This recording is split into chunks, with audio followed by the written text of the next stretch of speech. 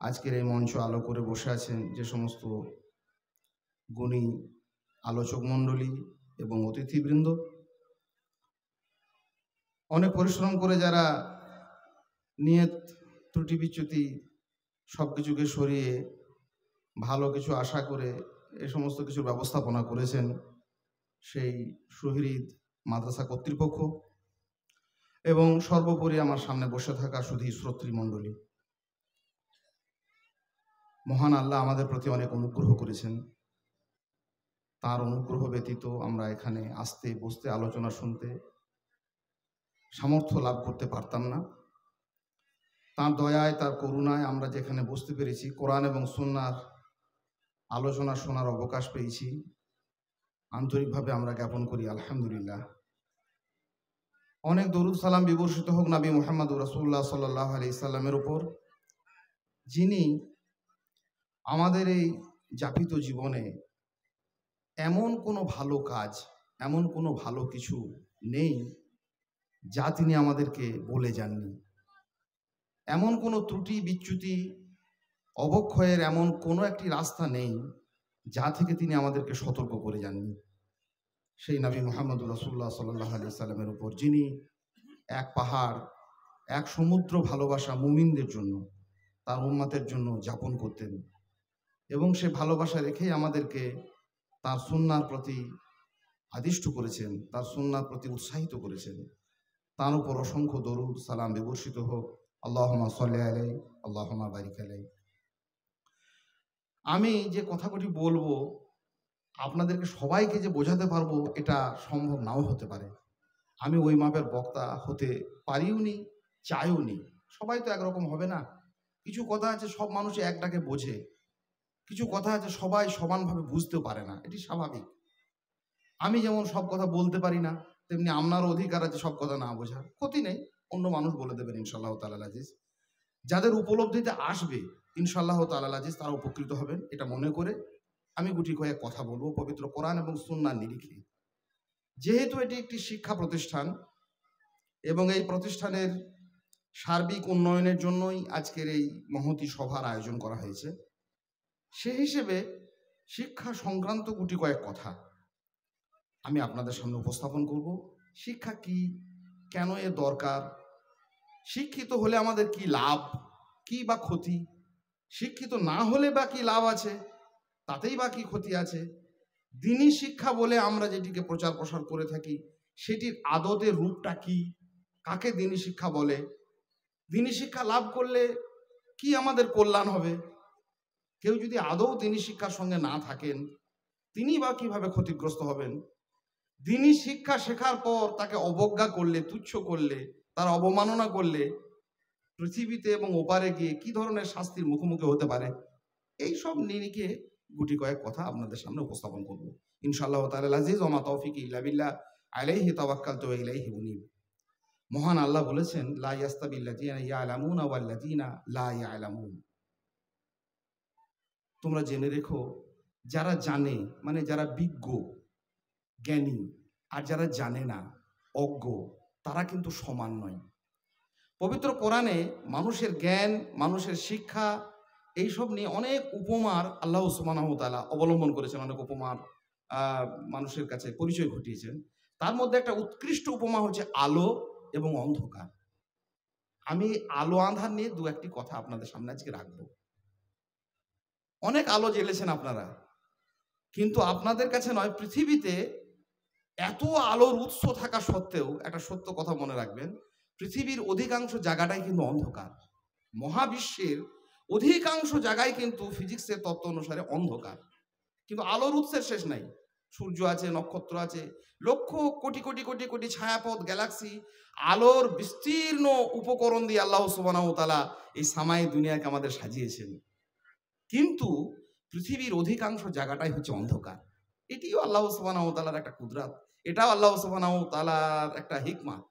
মানুষকে যেন এই দিয়েই দেখানো হচ্ছে যে দেখো, চারপাশে অনেক আলো, কিন্তু তোমার পাশেই দুর্ভেদ্য অন্ধকার যাপন করে, এটা তুমি বুঝতে পারো না। সুগড়েও অন্ধকার, ডাঙ্গাপাড়াতেও অন্ধকার, বীরভূমেও অন্ধকার, ইলামবাজার অন্ধকারের পর অন্ধকার, জুলুমাতুন বাদুহা ফাওকা বাজ, একটা অন্ধকারের পর একটা অন্ধকার। পৃথিবীর অধিকাংশ জায়গায় অন্ধকার, একটা কথা মনে রাখবেন। দ্বিতীয় একটি কথা, সেটা হচ্ছে আলো আর অন্ধকার আমরা একে অন্যের বিপরীত মনে করি। কথাটা সব জায়গাতে সত্য নয়। আলোর উল্টো অন্ধকার, এটা ঠিক নয়। অন্ধকার মানে হচ্ছে কি, আলোর অনুপস্থিতি মাত্র। আলোটা নেই সেই জন্য অন্ধকার, আলোটা এলেই ওই চলে যাবে। আলো আর অন্ধকার যদি পরস্পর বিপরীত হতো তাহলে কি হতো? জানেন, অন্ধকারটা আলোর সঙ্গে যুদ্ধ করতে পারত। কিন্তু অন্ধকারের হাতে এত ক্ষমতা নেই। এই মাইকে ক্যানভাস করছে, এদেরকে জ্ঞান বুদ্ধি বোধ বুদ্ধি বলে কিছু নেই নাকি? হ্যাঁ, এই জালসা কমিটি যারা আছেন ইন্ডিয়াটা বন্ধ করুন। আব্দুল হামিদ মাদানিও বক্তব্য রাখছেন, মাইকে ক্যানভাস করছে। এত আকাট লোক পৃথিবীতে আমি আমার জীবনে, দাওয়াতি জীবনে আমি দেখিনি। এখানে ওয়াজ হচ্ছে, ওখানে ওয়াজ করছে। আপনারা অন্যভাবে করেন, যেটা আমার কান পর্যন্ত না এসে পৌঁছবে। আলো যদি অন্ধকারের বিপরীত হতো তাহলে কি হতো? তাহলে অন্ধকারটা আলোর সঙ্গে লড়াই করতে পারত।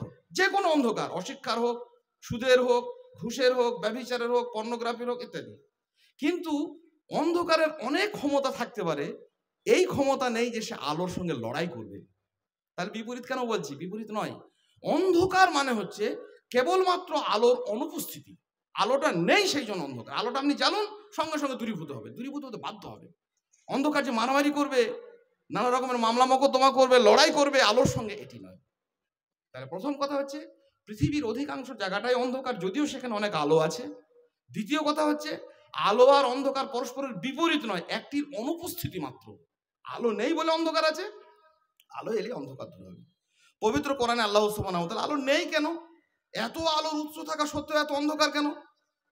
আমার একজন ঘনিষ্ঠ আত্মীয় মারা গিয়েছিলেন কিছুদিন আগে এই এলাকায়। তার 2-4 দিন পরে আমরা দেখা করতে এসেছিলাম। রাস্তা জুড়ে সব রঙে রঙিন হয়ে আছে। আমি ফাগুনের দোল টোল হয়তো খেলা হয়েছে। তা আমি একজনকে জিজ্ঞাসা করছি মসজিদে নামাজ পড়তে গিয়ে, হ্যাঁ গো, মুসলমান গাঁ, আহলে হাদিস গাঁ, দাড়িওয়ালা মানুষদের গাঁ, টুপিওয়ালা লোকদের গাঁ, কোরআন হাদিস পড়ে, মাদ্রাসা চালায়, মসজিদ চালায়, এরকম কেন? এই রঙে রঙিন হয়ে গেছে। এখানে অমুসলিম বাস করে নাকি? বলে না, আগে বাস করতো। বলে এখনো তো বাস করে। বললেন না, আমাদের এখানে কদিন আগে একটা বিয়ে হয়েছে। ইন্না লিল্লাহি ওয়া ইন্না ইলাইহি রাজিউন। আশ্চর্য, এত অন্ধকার এখানে জমাট বেঁধে আছে। তাহলে এরা যে দাবি করে ইয়াকুলুনা বিআফওয়াহিহিম মা লাইসা ফি কুলুবিহিম, আল্লাহ এটা বেদিনদের জন্য বলেছেন যে মুখে তারা যেটি উচ্চারণ করে সেটি সত্য নয়। পৃথিবীর অধিকাংশ মানুষ ইয়াকুলুনা বিআফওয়াহিহিম মা লাইসা ফি কুলুবিহিম। ঈমানের শর্ত হচ্ছে, ভালো করে মনে রাখবেন, যে যাই করবেন করুন, জবাব দিতে হবে খুব কঠিন। ঈমানের 3টি কথা মনে রাখবেন। একটা হচ্ছে এই বুকের মধ্যে হৃদয়, একটা হচ্ছে মুখ, একটা হচ্ছে আপনার অঙ্গ প্রত্যঙ্গ দিয়ে কাজকর্ম। তার মানে আপনার ভাবনা, আপনার ভাষা, আপনার কাজ, 3টি যদি এক সরল লেখায় থাকে তবে তার নাম হবে ঈমান। মানে আপনি যেটা ভাববেন সেটাই আপনি বলবেন, সেটাই আপনি করতে বাধ্য থাকবেন, এর নাম হচ্ছে ঈমান। যেটি আপনার হৃদয়ে আছে সেটি আপনার মুখে থাকবে, সেটি আপনার অঙ্গ প্রত্যঙ্গের দ্বারা পৃথিবীতে কি হবে, বাস্তবায়িত হবে। সোজা সাপটা কথা এইটা। তাহলে এরা যে রঙে রঙিন করে দোল খেললো ফাগুনের মতো, এইরকম ন্যাস্টি, এই ধরনের অশ্লীল কাজ করে গেল, এখানে আলো ছিল না? আলো ছিল। মসজিদে মক্তবে ইমাম সাহেব বলেছেন, ইমাম সাহেব যথেষ্ট দায়িত্ব পালন করেছেন, কোরআন তেলাওয়াত হয়েছে, মাদ্রাসা চলেছে, মসজিদ চলেছে।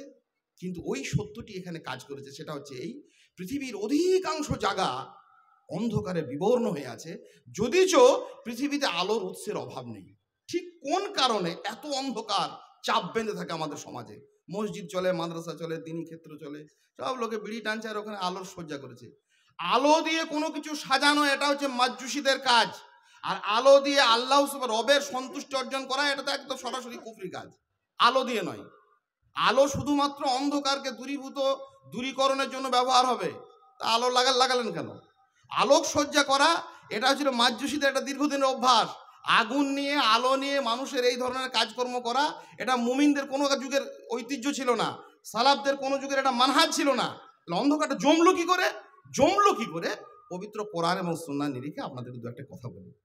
অন্ধকার, এত আলো থাকা সত্ত্বেও অন্ধকার জমে যাবে 2টি কারণে। পবিত্র কোরআনে আল্লাহ সুবহানাহু ওয়া তাআলা একটা সূরার নামকরণ করেছেন আলো দিয়ে। কি সূরাটার নাম কি জানেন না? পবিত্র কোরআনে 114টি সূরার মধ্যে একটি সূরার নামাঙ্কিতই হয়েছে আলো দিয়ে। সেই সূরাটা কি নাম? সূরা নূর। সেই সূরা নূরে আল্লাহ 2টি কথা বলেছেন। 2টি কথার মধ্যে আপনি খুঁজে পাবেন এত আলো, এত কোরআন, এত সুন্নাহ, আর এরা বাউল গেয়ে বেড়াচ্ছে। এত সুন্দর কোরআন সুন্নাহ দ্বীনি প্রতিষ্ঠান, সেখানে আলোকসজ্জা দিয়ে এরা সাজিয়ে তুলছে। কেন? এটা আল্লাহ সুবহানাহু ওয়া তাআলা পবিত্র কোরআনে দুটি নিরিখ বলছেন। একটা হচ্ছে আলোটা আসলে ঠিক জায়গাতে পৌঁছচ্ছে না। আল্লাহ বলছেন আউকা জুলুমাতিন ফি বাহারিল লুজ্জিন ইয়াগশাহু মাউজুম বিন ফাওকিহি মাউজুম বিন ফাওকিহি সাহাব জুলুমাতুম বাদুহা ফাওকা বাজ। সমুদ্রের গভীর তলদেশের অন্ধকার নিয়ে আল্লাহ বলছেন যে এমন একটা অন্ধকার সেখানে বিরাজ করে, এমন একটা অন্ধকার সেখানে ঢেকে ফেলে, একটা ঢেউ, একটা মেঘমালা, সমুদ্রের স্রোত, জুলুমাতুম বাজুহা ফাওকা বাজ, একটা অন্ধকারের উপর আরেকটা অন্ধকার ঢেকে নেয়। একে তো অশিক্ষা, তারপরে জাহিলিয়াত, তারপরে বর্বরতা, তারপরে হিংস্রতা, তারপরে অহংকার, একটা অন্ধকারের পর একটা অন্ধকার সেখানে ছেয়ে ফেলে।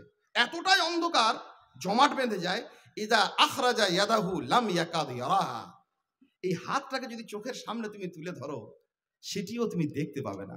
নিজের হাত এই চোখের সামনে দেখতে পাবো না, না। অন্ধকার এত কঠিন হয়ে যায়, অন্ধকার এমন তীব্র আকারে ঘনীভূত হয়, এছাড়া সহজ কথা আমি বলতে পারছি না, মানে শব্দগুলো বিষয়টাই হচ্ছে কঠিন। অন্ধকারটা এমন জমাট বেঁধে যায় যে হাতটা নিজের ইদা আখরাজা ইয়াদাহু লাম ইয়াকাদ ইয়ারাহা, দেখতে সক্ষম হবে না, দেখতে পাবে না। আল্লাহ বলছেন ওমা লাম ইয়াজআলিল্লাহু লাহু নূরা ফামা লাহু মিন নূর। সারা জীবন কোরআন পড়লেন, হাদিস পড়লেন, চাকরি করলেন, মাদ্রাসা চালালাম, মসজিদ চালালাম, জমিয়ত করলাম, আর এই অন্ধকারটা দেখতে পেলাম না, দেখতে পাচ্ছি না। এই জন্য যে অন্ধকারটা অত্যন্ত তীব্র আকারে ঘনীভূত হয়েছে, কঠিনভাবে জমাট বেঁধেছে, এমন জমাট বেঁধেছে যে সে এইরকম একটা গ্রামের দুর্ঘটনা ঘটলো, কে মরলো, কে বাঁচলো, সে ঢাক্কা নিনাদ দিয়ে মাইক বাজালো, সে গান বাজনা করলো, সে সরকারি মাল তসরুপ করলো, সে মানে নিপীড়িত মানুষের সম্পদকে লুটপাট করলো, যত রকমের অন্ধকার আছে সে বিরাজ মানে যাপন করে গেল, তার কাছে কিছুই মনে হয় না। তাহলে প্রথম কথা হচ্ছে আলোটা সর্বস্তরে না পৌঁছানোর ফলে অন্ধকার থাকে।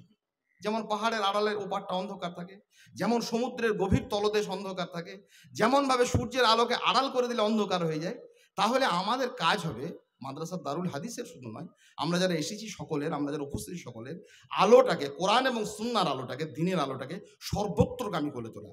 মসজিদের মক্তবের মাধ্যমে, সংগঠনের মাধ্যমে, জামিয়াতের মাধ্যমে, আলেম ওলামাদের মাধ্যমে, বিভিন্ন সূত্র ধরে সোর্সের মাধ্যমে সর্বত্রগামী করে তোলা যে ভাই এটা আলো, এটা অন্ধকার, এটা ঠিক, এটা বেঠিক, এটা সত্য, এটা মিথ্যা। শুধুমাত্র মসজিদ মাদ্রাসা কোনো একটি জায়গাতে কুক্ষিগত করে রাখার নাম এটা আলো নয়। আলোটা যদি ঠিকঠাক জায়গাতে নিয়মিত না পৌঁছায়, মক্তবের মাধ্যমে পৌঁছতে হবে, মাদ্রাসার মাধ্যমে পৌঁছতে হবে, সংগঠনের মাধ্যমে পৌঁছতে হবে, লেবারদের কাছে পৌঁছতে হবে, রাজমিস্ত্রির জোগাড়ের কাছে পৌঁছতে হবে, টিন ভাঙা লোহা ভাঙা যারা ব্যবসা করে বেড়ায় তাদের কাছে পৌঁছতে হবে, এমনকি যারা চাকরি বাকরি মাস্টার ডাক্তার প্রফেসর হয়ে আছে, অন্ধকারে জমে আছে, কঠিন অন্ধকার, তার ঘর পর্যন্ত পৌঁছে দেবে। এই দায়টা আমাদের, এই দায়টা মাদ্রাসাদের। আমি জানি এই ধ্বংসের দায় ভাগে আমরা সকলে সমান অংশীদার। অপরে পাওনা আদায় করেছে আগে, আমাদেরই পরে দেনা শোধবার ভার। কারোর উপর দোষ দিবেন না, নিজে নিজে নিজের উপরে দোষারোপ করতে হবে যে আমাকে আমার কাজটাকে করে যেতে হবে। কারোর উপরে যে আলাদা করে একা একা দোষ নেবে, কোনো একটা মাদ্রাসা নেবে, কোনো একটা মসজিদ নেবে, কোনো একটা আলেম নেবে না। আমি জানি এই ধ্বংসের দায় ভাগে আমরা সকলে সমান অংশীদার। অপরে পাওনা আদায় করেছে আগে, আমাদেরই পরে দেনা শোধবার ভার। এই দেনাটা আমাদেরকে শোধ করে যেতে হবে। একটি কারণ আলোটা পৌঁছচ্ছে না, আর দ্বিতীয় একটি কারণ পবিত্র কোরআনে ওই আলো দিয়ে নামাঙ্কিত সূরাটিতে আল্লাহ সুবহানাহু ওয়া তাআলা আলোচনা করেছেন। আওকা সারাবিন বিকিয়াতিন ইয়াহসাবুহু জামানু মা।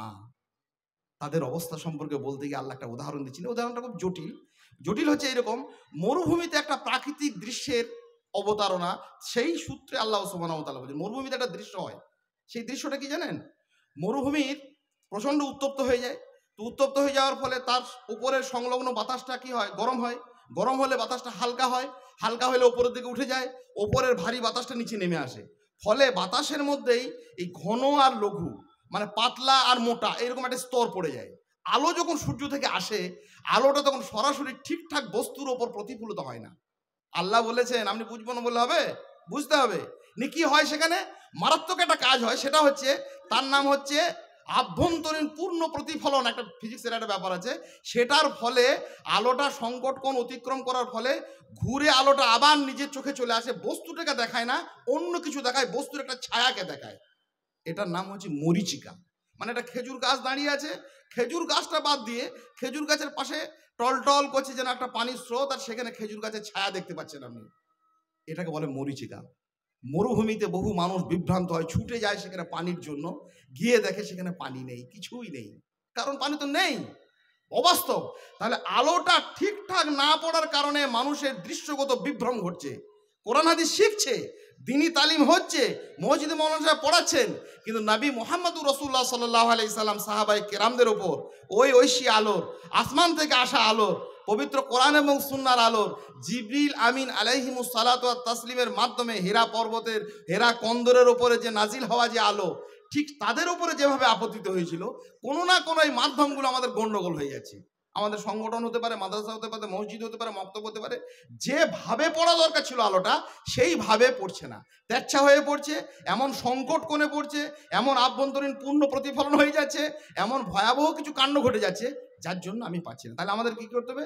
সালাফদের মানহাজ, সালাফদের কাজই ছিল যুগে যুগে নবী রাসূল এবং পরবর্তী যুগে সাহাবায়ে কেরাম রাদিয়াল্লাহু তাআলা আনহুম, এদের কাজ ছিল আলোটার সঠিক প্রতিবিম্বিত করা, আলোটাকে সঠিকভাবে বস্তুর উপরে প্রতিফলিত করা। ঠিক যেভাবে মুহাম্মদুর রাসূলুল্লাহ সাল্লাল্লাহু আলাইহি ওয়াসাল্লাম সালাত আদায় করেছেন, ঠিক যেভাবে তিনি যাকাত দিয়েছেন, ঠিক যেভাবে তিনি সাদকা দিতে বলেছেন, ঠিক যেভাবে তিনি জানাজা পাঠ মানুষকে পড়িয়েছেন, ঠিক যেভাবে তিনি ফিতরা দিয়েছেন, আপনি অন্যদিকে ওই দল এই দল অমুক তমুক আমাদের লোকেরা বলেছেন, আমাদের হুজুরা বলেছেন, এই সমস্ত গাজোয়ারি গোয়ার্তুমি করে আলোর প্রতিফলনটাকে আমরা যেন নষ্ট না করি। বাইতুল্লাহতে গিয়ে, আল্লাহর ঘরে গিয়ে কিছু লোক আমরা নামাজ পড়ে বেরিয়ে এলাম, এই গত অক্টোবর মাসে গিয়েছিলাম, খুব স্মৃতি বহন করা জায়গা, আপনারা বহু মানুষ গেছেন, আমি নতুন গেলাম একবার, আমাদের এখানে ভাই অনেকবার গেছেন। খুব আশ্চর্য দৃশ্য, কতগুলো মানুষ বসে রইল। হ্যাঁ গো, নামাজ পড়লেন না? বলে এখন আসরের ওয়াক্ত আসেনি। নাউজুবিল্লাহ, নাউজুবিল্লাহ পড়বেন না?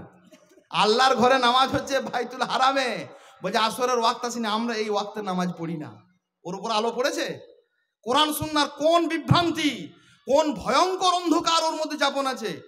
আমরা তো সেদিনই যে বললেন, বলে ওটা পরে আমি কাজা পড়ে নিয়েছি, আপনাদের তো এখানে ওয়াক্ত আসে না, আপনাদের সবাই এখানে লা মজহাবি মনে হচ্ছে। চলছে, চলছে, শিরকের ভয়ঙ্কর আবাহন চলছে, মানুষ শির করছে, পাথরগুলোকে নিয়ে পর্বতে গিয়ে চুমু খাচ্ছে আর পকেটে ভরছে, বরকত হাসিলের আশায় সেই পাথর এনে ঘরে জমা করে দিচ্ছে। নবী মুহাম্মদুর রাসূলুল্লাহ সাল্লাল্লাহু আলাইহি ওয়াসাল্লাম শেখাননি, সাহাবায়ে কেরামরা শেখাননি। তাহলে শিরকের এই বেদাতের উৎখাতের জন্য যে নবী মুহাম্মদুর রাসূলুল্লাহ সাল্লাল্লাহু আলাইহি ওয়াসাল্লাম যুগে সব নবীকে পাঠানো হয়েছে, সেই কাজ সেখানেও গিয়ে করেছে, আজও করে যাচ্ছে, অবলীলায় করে যাচ্ছে। কত রকম সালাত যদি আপনি দেখেন না, এক এক মানুষের নামাজ পড়া আজীব, আশ্চর্য হয়ে যাবেন, কি করছে। আর আপনার ময়দান গিয়ে খামকাতে বালিগুলোকে পকেটে ভরছে, কিছুই নেই বালিগুলোকে, যেখানে গাছ পাচ্ছে একটা পাতাকে ছিঁড়ে পকেটে ভরে নিচ্ছে, কি হবে? বাড়িতে রেখে দেবো, বরকত হবে।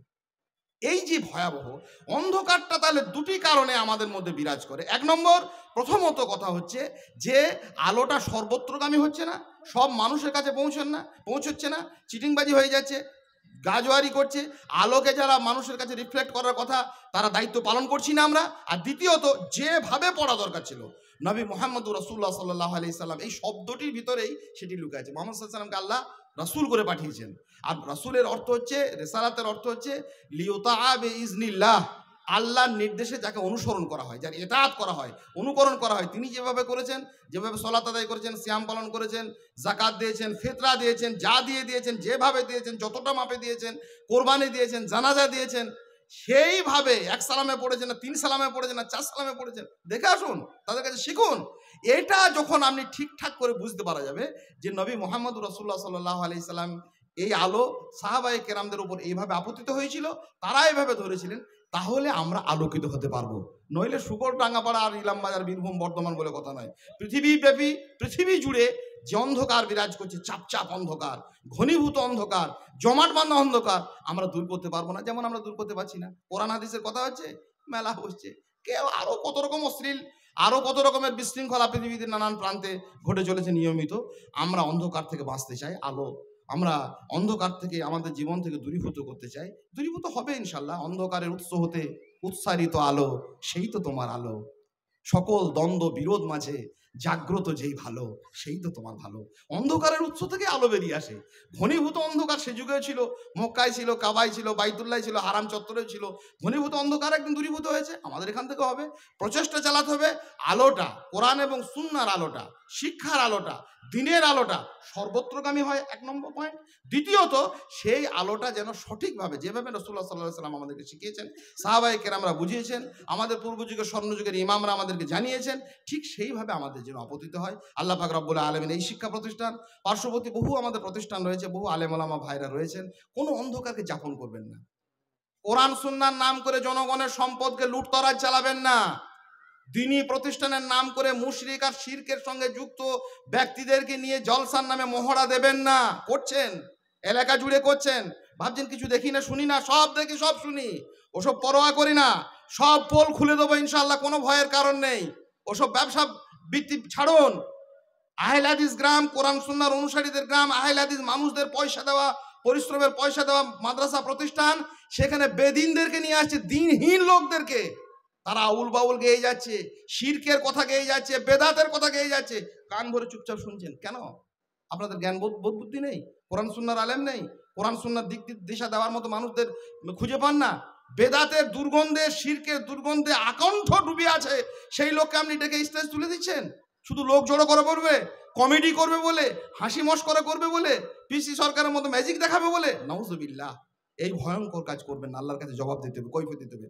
ভাবছেন গায়ের লোক বলছে আমাকে খুব ভালো মাওলানা, বহু লোক জড়ো করেছে, অনেক টাকা আদায় করেছে। এই মাতব্বরি ছাড়ুন, অন্ধকার দূর করুন, আলোকিত করুন নিজেকে, অন্যকে। মাদ্রাসার উন্নতি, মসজিদের উন্নতি বই পরের কথা, নিজের উন্নতির আগে হোক, নিজের উন্নয়ন আগে ঘটুক, এবং নিজেকে আমরা নিজেরা আলোকিত করি। পবিত্র কোরআন এবং সুন্নাহর শিক্ষা সেই জন্যই আমাদের কাছে এসেছে। আল্লাহ সুবহানাহু ওয়া তাআলা আমাদের কাছে সেগুলিকে কল্যাণ স্বরূপ, নিয়ামত স্বরূপ দিয়েছেন। শিক্ষা সংক্রান্ত গুটি কয়েক কথা বলি। শিক্ষা হচ্ছে, এই যে দিনী শিক্ষাগুলো আমাদের চলছে, একটা বিরামহীন প্রক্রিয়া, মানে এর কোনো ছেদ নেই। একদম মিনাল মাহাদ ইলাল লাহাদ, মায়ের কোল থেকে নিয়ে শুরু করে কবর পর্যন্ত।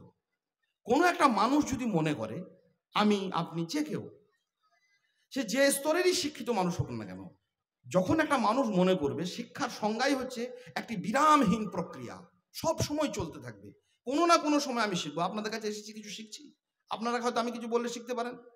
একটা শিশুর কাছে, একটা বৃদ্ধের কাছে, একটা অসহায়ের কাছে বিভিন্ন মুখী শিক্ষা আমরা বিভিন্ন জনের কাছ থেকে পাই। আল্লাহ সুবহানাহু ওয়া তাআলা নিদর্শন হিসাবে সব রেখেছেন। কাজে শিক্ষা একটা বিরামহীন ব্যাপার।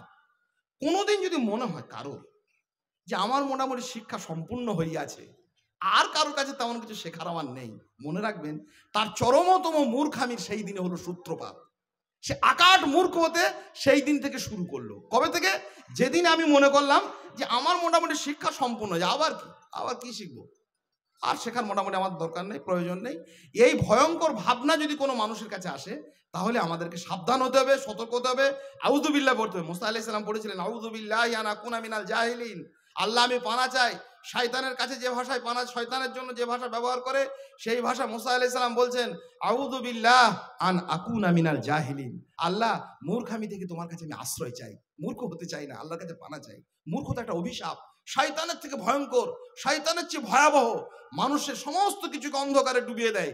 কাজেই নিজের সন্তানকে, নিজের পরিবারকে, নিজের সমাজকে, নিজের সোসাইটিকে কোনো মূর্খতার, কোনো অজ্ঞতার অন্ধকারে আমরা যেন না আপতিত করে যাই। মনে রাখবেন, বাঘ সিংহ নয়, হিংস্র প্রাণীর থেকে আপনি হিংস্র হয়ে উঠতে পারেন যদি আপনার সন্তানকে কোরআন এবং সুন্নাহর দ্বীনি শিক্ষা থেকে বঞ্চিত রাখেন। আপনি হিংস্র, বাঘের থেকেও হিংস্র। আপনি নিজের জন্য হিংস্র শুধু নন, সন্তানের জন্য হিংস্র। কারণ এটা হিংস্র বাঘ বা সিংহ এই কাজটি করে না যেটা আমি করলাম। কি করলাম? আমার পরিবারকে, আমার পরিজনকে যদি দ্বীনের শিক্ষা, কোরআন এবং সুন্নাহর শিক্ষা না দিতে পারি, হিংস্র বাঘও এই কাজটা করতে পারে না। হিংস্র বাঘ কি করে জানেন? সুন্দরবনে যারা গেছেন, যাবেন, ঘুরে আসবেন, দেখবেন, পয়সা খরচ করে অনেক কিছু মজার মজার জিনিস পাবেন। সুন্দরবনের বাঘগুলো যখন যদি কারো দেখার সৌভাগ্য হয়, ওখানে নিজেদের ছোট ছোট বাচ্চাগুলোকে টেনে টেনে টেনে টেনে খাড়ি এলাকায়, ডিপ ফরেস্টে যদি আপনি যান, একাধিকবার গেছি ওখানে, নৌকো ভাড়া করে আমরা কয়েকদিন ধরে বেরিয়ে এসেছি ওখানে, তো টেনে টেনে টেনে টেনে বাচ্চাগুলোকে নিয়ে এসে পানিতে ফেলবে। বাঘগুলো হাবুডুবু খাবে, বাঘের বাচ্চাগুলো আবার টেনে টেনে মুখ দিয়ে তুলবে, আবার ডুবিয়ে দেবে, আবার চুপাবে, আবার ওঠাবে, আবার চুপাবে। এরকম করে। এই জন্য তাদেরকে সাঁতার শেখায়, যাতে করে কোনো চরম বিপদের সময়ে সাঁতার না জানা অবস্থায় তাদের যেন মৃত্যু না ঘটে, বিপদে না পড়ে। নিজের বাসাটাকে পরিষ্কার করে পরিচ্ছন্ন করে। বাঘ হিংস্র বলে বাঘের বাচ্চার যে মানে চারপাশটা খুব নোংরা থাকে না, বাঘের ভিতরের বাসাটাকে যদি দেখ, বাঘিনী যখন তার শিশুটাকে শাবকটাকে বড় করে তোলে, সেই বাসাটা যারা দেখে এসেছেন তারা প্রত্যক্ষদর্শী, তারা বলেছেন একটি মাংসের টুকরো চিহ্ন সেখানে নেই, একটা পালকের চিহ্ন পর্যন্ত নেই, এত ঝকঝকে তকতকে করে রেখেছে। আপনি আমি মানুষ, আমার উপরে সার্বিক পরিচ্ছন্নতার জন্য হেরা পাহাড়ে পবিত্রতার আলো এসেছিল। যে আলো আসার মূল কারণ ছিল কি? ওয়াল্লাযী বাসা ফিল উম্মিয়িনা রাসূলাম মিনহুম ইয়াতলু আলাইহিম আয়াতি ওয়া ইউযাক্কিহিম ওয়া ইউআল্লিমুহুমুল কিতাবা ওয়াল হিকমা। নবী এসেছিলেন কি জন্য? নবী রাসূলের আগমনের মূল কারণ হচ্ছে বাসা ফিল উম্মিয়িনা রাসূলাম মিনহুম ইয়াতলু আলাইহিম আয়াতি, কোরআন পাঠ করে কিতাব শুনিয়ে দেবে। আর কি? ইউআল্লিমুহুমুল কিতাব ওয়াল হিকমা, ইউযাক্কিহিম, তাদেরকে পরিচ্ছন্ন করবে। যে মানুষটি আজকে শিক্ষাটা এটা মনে করে নিয়ে যাবেন, নিজের সন্তানকে ইচ্ছাকৃতভাবে আমি দ্বীনি শিক্ষা থেকে বঞ্চিত রাখছি, কোরআন এবং সুন্নাহ শেখাচ্ছি না, আমি হিংস্র, বাঘের থেকে হিংস্র, আপনাকে দেখলে তো ভয় লাগে। আপনি নিজের সন্তানের প্রতি এত নির্মম, তাকে পরিচ্ছন্নতা শেখান না, একটা বাঘ শেখায়। আপনি সন্তানের প্রতি এত নির্মম, সে সাঁতার শেখায়, আর তাকে চলা শেখালেন না, বলা শেখেন না, কোন কথা বলতে হয় কোন কথা বলতে হয় না, কাকে সম্মান করতে হয়, কাকে কিভাবে ইজ্জত দিতে হয়, কিভাবে সলাত আদায় করতে হয়, কিভাবে শ্যাম পালন করতে হয়, কিভাবে যাকাত দিতে হয়, কিভাবে হজ করতে হয়, কিভাবে ওমরা করতে হয়, কিভাবে গোমরা হয়ে যেতে হয়, এই শিক্ষা যে লোকটা দিতে পারলো না, সে তো হিংস্র, বাঘের থেকে হিংস্র। ভয়ঙ্কর ব্যাপার। এই মানুষটাকে দেখে নিজেকে ভয় লাগার কথা। ইমাম মালিক একটা বলেছিলেন, সালাফদের যুগে একটা লোক, সে দিনের ব্যাপারে খুব গাফেল এবং নিজের সন্তানদেরকে ব্যাপারে সে অত্যন্ত মানে অপরিণামদর্শী লোক। ইমাম মালিক রাহিমাহুল্লাহ বলেছেন একটা কথা, ইমাম সাহেব সেই কথাকে নকল করেছেন, যে আশ্চর্যের কথা, পরবর্তী যুগে সালাফরা সেই কথাকে নকল করেছেন, যে আপনাকে দেখলে আমাকে হিংস্র প্রাণীর থেকে ভয় লাগে। বলে ভয় কেন? বলে আপনি তো অন্যান্য প্রাণীর থেকে ভয়ঙ্কর, কারণ তারা নিজের সন্তানকে শিক্ষা দেয় ন্যূনতম, আপনি দেননি, এটা একটা ভয়ঙ্কর ভয়াবহতার কারণ। তাহলে শিক্ষার একটা গুরুত্বপূর্ণ বিষয় হচ্ছে যে একটা বিরামহীন প্রক্রিয়া। দ্বিতীয় হচ্ছে এটি সর্বত্রগামী করে তোলার জন্য প্রতিটি মানুষ আমরা দায়বদ্ধ। তৃতীয়ত এর একটা গুরুত্বপূর্ণ বিষয়, শিক্ষাটা হবে কিভাবে? দ্বীনি শিক্ষা বলতে আমরা যেটা বুঝি, বিশেষ করে পবিত্র কোরআন এবং সুন্নাহর শিক্ষা, তার কতগুলো নির্দিষ্ট বৈশিষ্ট্য রয়েছে, সেই বৈশিষ্ট্যের কথা আলোচনা করছি। শিক্ষাটা, যে কোনো ধরনের শিক্ষাটা মৌলিক তিনটি জিনিস আপনাকে মনে রাখতে হবে। কি শিখছি, কেন শিখছি, কার কাছে শিখছি। বলে আমার ছেলেকে পড়াচ্ছি তো, লেখাপড়া করেছে, কি লেখাপড়া করেছেন, কি সিলেবাস শিখছে, কিছুই জানেন না। আল্লাহ নবী মুহাম্মদুর রাসূলুল্লাহ সাল্লাল্লাহু আলাইহি সাল্লাম এই সিলেবাসটা ঠিক করে দিচ্ছেন দুটি কথা দিয়ে। ছোট ছোট করে বলি। একটা কথা, আল্লাহুম্মা ইন্নী আউযু বিকা মিন ইলমিন লা ইয়ানফাউ, হে আল্লাহ আমাকে পানা দাও ওই শিক্ষা থেকে যে শিক্ষা আমার কোনো কল্যাণ করে না, যে শিক্ষা আমাকে কোনো উপকার দেয় না। পৃথিবীতে অনেক শিক্ষা আছে, না দুনিয়া না আখিরাতে কোনো জায়গায় উপকার নেই, কল্যাণ নেই, অকল্যাণ আছে। আরেক জায়গায় তার নবী সাল্লাল্লাহু আলাইহি সাল্লাম বলেন, আল্লাহুম্মা ইন্নী আসআলুকা ইলমান নাফিআ, হে আল্লাহ আমাকে সেই ইলম দাও, সেই জ্ঞান দাও, সেই শিক্ষা দাও যে শিক্ষা আমার কল্যাণ করে, উপকার করে। বড় বড় ইউনিভার্সিটির গেটের সামনে গিয়ে দাঁড়িয়ে দেখবেন বিরাট বিরাট মূর্তি টাঙানো রয়েছে, তাও আবার নগ্ন উলঙ্গ। এটা কি গো? ওই যে এটার নাম বুঝতে পারছেন, এটার নাম ভাস্কর্য। এটা কি? বলে এটার নাম হচ্ছে স্থাপত্য। এটা কি? এটার নাম হচ্ছে ললিত কলা। ন্যাংটা মূর্তি টাঙিয়ে রেখে দিয়েছে, কোনো কল্যাণ নেই। লক্ষ লক্ষ কোটি কোটি টাকা ব্যয় হয়েছে। সামুদ বলে একটা জাতি ছিল, জাবু সাখরাবিল ওয়াদ, পাহাড়ের ওপর ওই সমস্ত নানা রকমের নকশা কারুকার্য করতো। অন্যায়, কোনো কাজ নাই, উপকার নেই। আল্লাহ তাদেরকে পৃথিবী থেকে বিলুপ্ত করে দিয়েছেন। এই ধরনের শিক্ষা পৃথিবীতে অনেক আছে। গান আছে, বাজনা আছে, পর্নোগ্রাফি আছে, নোংরামি আছে, অশ্লীলতা আছে, নানা রকমের চিত্রকলার নামে আছে, ললিত কলার নামে আছে, ফাইন আর্টসের নামে আছে। পৃথিবীতে যা মানুষের কোনো কল্যাণ করেনি, কোনো উপকার করেনি, শুধু মানুষ পাতার পর পাতা গাঁজাখুরি কথা, নানা রকমের সাহিত্যের নাম করে আদিরসাত্মক কাব্য, অর্থনীতির নাম করে মানুষকে প্রতারণা করার হাতিয়ার, বিজ্ঞানের নাম করে নানা রকমের ভয়াবহতা, আরো হাজারো রকমের কর্মকাণ্ড পৃথিবীতে মানুষ করেছে যার মধ্যে কল্যাণ নেই। তাহলে আমাকে পড়াতে হবে সেই জিনিস, সিলেবাস ঠিক থাকবে। অনেক প্রতিষ্ঠান এখন হচ্ছে চারপাশে, নাম রাখছে ইসলামের আদলে। আদলে কি রে ভাই? আদল কথা কি? ইসলামের মর্মমূলে শিক্ষা দিতে হবে। বলে ইসলামের আদলে আমাদের দুনিয়াবি শিক্ষা দিই। সিলেবাসে পড়াচ্ছে মিথ্যা ইতিহাস, সিলেবাসে পড়াচ্ছে প্রেমের কবিতা, পাতার পর পাতা প্রেমের কবিতা মুখস্থ করে গেল। আরবি সাহিত্য হোক আর বাংলা সাহিত্য হোক, নিয়ে বলে আমি দ্বীনি শিক্ষা শিখলাম। এটা গাজওয়ারি নয়, এটা চিটিংবাজি, প্রতারণা নয়। কি পড়ছি এটা হচ্ছে গুরুত্বপূর্ণ কথা। কি পড়বো? পবিত্র কোরআন পড়বো, সুন্নাহ পড়বো। দ্বীনি শিক্ষা হিসেবে নবী মুহাম্মদুর রাসূলুল্লাহ সাল্লাল্লাহু আলাইহি সাল্লামের উপর প্রথম যেটি অর্পণ হচ্ছে, সেখানে একটি কথা আল্লাহ সুবহানাহু ওয়া তাআলা সতর্ক করে দিচ্ছেন, কি? আল্লামাল ইনসানা মা লাম ইয়ালাম। মানুষকে তাই শেখানো হলো যা সে জানতো না। কি জানতো না? মক্কার লোকেরা চাষ জানতো না, চাষ জানতো। ব্যবসা জানতো না, ব্যবসা জানতো। খেজুর গাছে কি করে ভালো খেজুর উৎপন্ন হয়, কৃষি বিজ্ঞানের পণ্ডিত্য ছিল না? ছিল। মুহাম্মদ সাল্লাল্লাহু আলাইহি ওয়াসাল্লাম থেকে বেশি জানতো, রাসূলুল্লাহ সাল্লাল্লাহু আলাইহি ওয়াসাল্লাম থেকে তারা বেশি জানতো। তাহলে কি শিক্ষা এলো? যে শিক্ষাটা সত্যি সত্যি তাদের কাছে ছিল না। ন্যায়ের শিক্ষা, বোধের শিক্ষা, রবের পরিচয় শিক্ষা, রুবুবিয়াতের শিক্ষা, উলুহিয়াতের শিক্ষা, এই হচ্ছে দ্বীনি শিক্ষা, পবিত্র কোরআনের শিক্ষা, সুন্নাহর শিক্ষা। এইটা হয়তো আমার কন্টেন্ট, এইটা হতে হবে আপনার মূল উপকরণ। তাহলে শিক্ষার নামে আমাকে প্রথমেই সতর্ক হতে হবে, সজাগ হতে হবে। কোন প্রতিষ্ঠানে, কোন একাডেমি না, কোন মিশন না, কোন মাদ্রাসা, সব বললে হবে না। সেখানে দিন শিক্ষা দেওয়া হচ্ছে কি? কোরআন এবং সুন্নাহ শেখা শেখাচ্ছে কি? কোরআন সুন্নাহ নামে সেখানে বেদাত হয়নি তো, সেখানে শিরক হয়নি তো, সালাফদের মানহাজ অনুসারে শেখানো হচ্ছে কি? প্রথম কথা যে কোরআন শেখানো হচ্ছে কিনা, সুন্নাহ শেখানো হচ্ছে কিনা, সালাফদের মানহাজ অনুযায়ী শেখানো হচ্ছে কিনা, এটা দেখে আপনাকে শিখতে হবে। দ্বিতীয় প্রেক্ষিত, কি জন্য শিখছি? কিসের জন্য শিখছি? চাকরির জন্য, ব্যবসার জন্য, অমুকের জন্য, দুনিয়াবি পদমর্যাদার জন্য, মানুষের খ্যাতি মান যশের জন্য না। শিখছি শুধুমাত্র আল্লাহ সুবহানাহু ওয়া তাআলার সন্তুষ্টির জন্য, আল্লাহকে চেনার জন্য, আল্লাহকে জানার জন্য, দ্বীনকে মানার জন্য, জাহান্নামের আগুন থেকে পরিত্রাণের জন্য, পৃথিবীতে একটি আশ্চর্য সুন্দর একটি অনুপম মানবীয় জীবনের জন্য। কোরআন এবং সুন্নাহ এসেছিল মানুষের সুকুমার বৃত্তিগুলিকে উজ্জীবিত করে তুলতে। মানুষের ভিতরে ছিল হিংসা, সেটাকে সে লোপ পাইয়ে দেয়। মানুষের ভিতরে থাকে অহংকার, মানুষের ভিতরে থাকে ঔদ্ধত্য, মানুষের ভিতরে থাকে লোভ। কুকুরের মতো চকচক করছে লোভের জিঘাংসা, জনগণের সম্পদ খেয়ে সর্বনাশ করছে, লুটপাট করে যাচ্ছে। ওই যে ছোটবেলাতে সে শিখেছে রাক্ষসের গল্প, গোটা পৃথিবীতে সে রাক্ষস হয়েছে। কি খাচ্ছে? ইট খাচ্ছে, কাঠ খাচ্ছে, কয়লা খাচ্ছে, পাথর খাচ্ছে, দুনিয়ার হাজার রকম জিনিস খেয়ে। কারণ কি? ওকে প্রথমে শেখানো হয়েছে রাক্ষস। রাক্ষসের গল্প পড়ে যদি আমরা সন্তান বড় হয়, রাক্ষস হয়ে যাবে। দেশ খাবে, জাতি খাবে, সম্প্রদায় খাবে, মসজিদের মাল খাবে, মাদ্রাসার মাল খাবে, 5 টাকা আদায় করে 10 টাকা পকেটে ভরবে, কত রকম কীর্তি করবে, কোনো ঠিক ঠিকানা নাই। কেন? ওকে রাক্ষসের গল্প পড়ানো হয়েছে। ওটা রাক্ষসের গল্প পড়ানো হবে না। হলে নবী মুহাম্মদ রাসূলুল্লাহ সাল্লাল্লাহু আলাইহি সাল্লাম শেখালেন, যে শিক্ষা এলো, এই শিক্ষাটা আসলে ছিল না। কৃষি বিজ্ঞানের শিক্ষা ছিল, ব্যবসা বাণিজ্য শিক্ষা ছিল, নৌবহর তৈরি করার শিক্ষা ছিল, মক্কার লোকেরা নদীতে আগে ভ্রমণ করতো, এই সমস্ত শিক্ষা ছিল, কি করে সমুদ্র পাড়ি দিতে হয় এই জ্ঞান তাদের ছিল। আল্লাহ যে বললেন আল্লামাল ইনসানা মা লাম ইয়ালাম, কি শিক্ষা ছিল না? যা তারা জানতো না তারা এই শিক্ষাগুলো। মানুষের সুকুমার বৃত্তিগুলিকে, মানুষের মহান বৈশিষ্ট্যগুলিকে উজ্জীবিত করা। যখন তারা সেইটা যাতে নির্মিলিত না হয়ে যায়, সেটা যাতে জঘন্য আচরণের মধ্যে না পড়ে যায়, যখন আমার সন্তানকে আমি এই শিক্ষা না দিতে পারবো, ভয়াবহ মনে হবে, তাহলে তখন আমার সন্তান কি হবে? এই সুকুমার বৃত্তিগুলি থেকে সে দূরে থাকবে, এই সুন্দর অভ্যাসগুলো পাবে না, এবং সে নিজেকেই, যখন সেই শিক্ষা এলো, তারা নিজেরাই নিজেদেরকে তাকিয়ে আশ্চর্য হয়ে যাবেন। আপনার ছেলেকে যখন দিন শিক্ষা দেবেন, কোরআন এবং সুন্নাহর মাদ্রাসার এই শিক্ষা দেওয়া হবে, তখন সে নিজে নিজেই বুঝতে পারে, কি ছিলাম রে?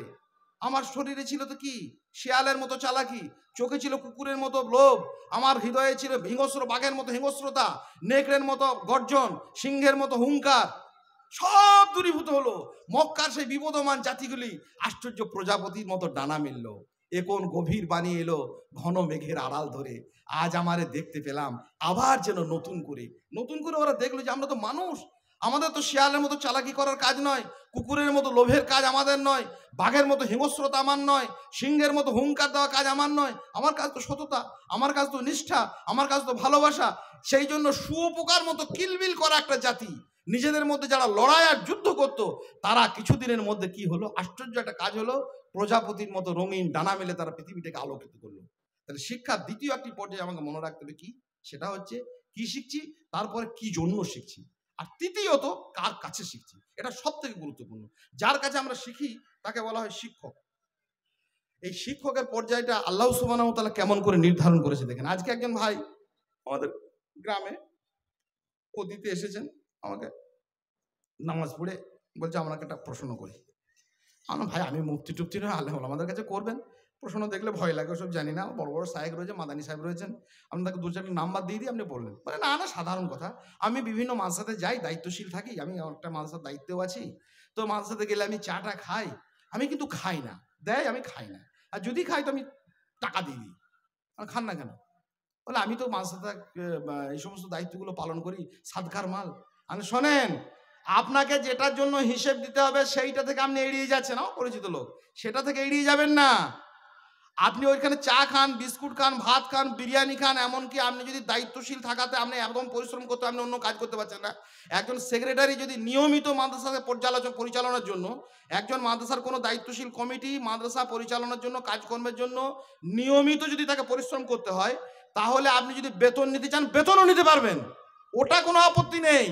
যেটা আপত্তি, যে কাজের জন্য জনগণ সম্পদ ব্যয় করছে সেই কাজটা হয়তো পড়াশোনা হয় কি, শিক্ষক ভালো রাখেন তো, শিক্ষকদের ঠিকঠাক মান মর্যাদার মতো সম্মানজনক তাদেরকে পারিশ্রমিক দেওয়া হয়, ছাত্রদের নামে খাওয়ার নামে নিয়ে আসে, ছাত্রদেরকে পুষ্টিকর আহার খাওয়ানো হয়, তাদের টয়লেট, তাদের বাথরুম, তাদের গোসলখানা, তাদের ব্যবস্থাপনা, শিক্ষার জন্য লাইব্রেরি সব ঠিকঠাক মতো এগুলো ইন্তজাম করেন তো, এইটার জবাব দিতে হবে। চা খাওয়া, ভাত খাওয়া, আপনি মনে করছেন 10টা টাকা দিয়ে এলাম নিয়ে মুক্তি পেয়ে গেলেন, না। শিক্ষকটা হচ্ছে আসল কথা। বহু মাদ্রাসাতে বলেছি, বহু মাদ্রাসা মানে গোটা পশ্চিমবাংলার উত্তরে দার্জিলিং এর পাহাড় থেকে দক্ষিণে বঙ্গোপসাগর পর্যন্ত কোনো জেলা বাদ নেই, বারবার বলেছি শিক্ষকটা হচ্ছে আসল। আসল কিরকম? আল্লাহ সুবহানাহু ওয়া তাআলা নিজেই একজন শিক্ষক, তিনি নিজে বলেছেন আল্লামাল ইনসানা আল্লামাল আদামাল আসমা।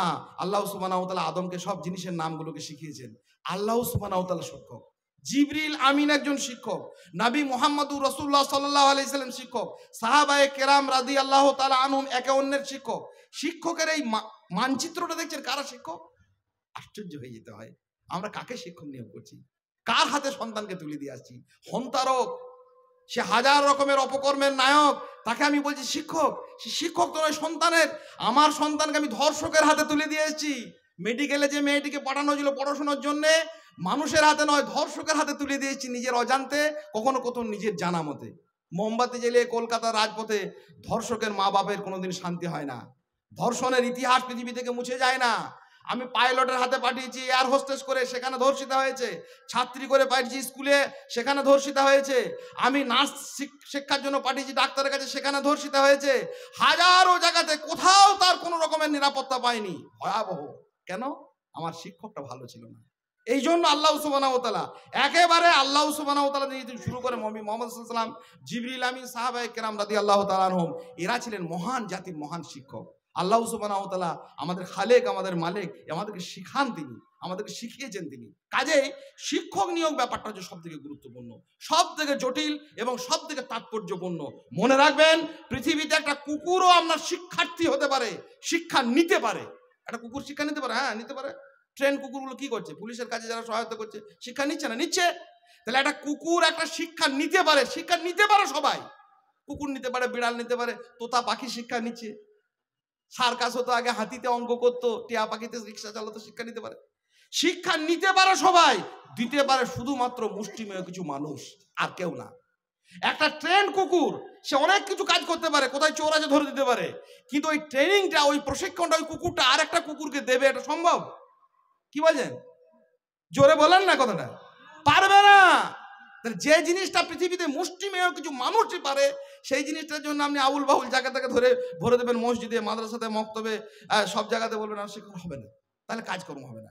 শিক্ষা নিতে পারে সবাই কম বেশি, দিতে পারে খুব অল্প কজন মানুষ। তাহলে যাকে তো আমি শিক্ষক বলে হবে না।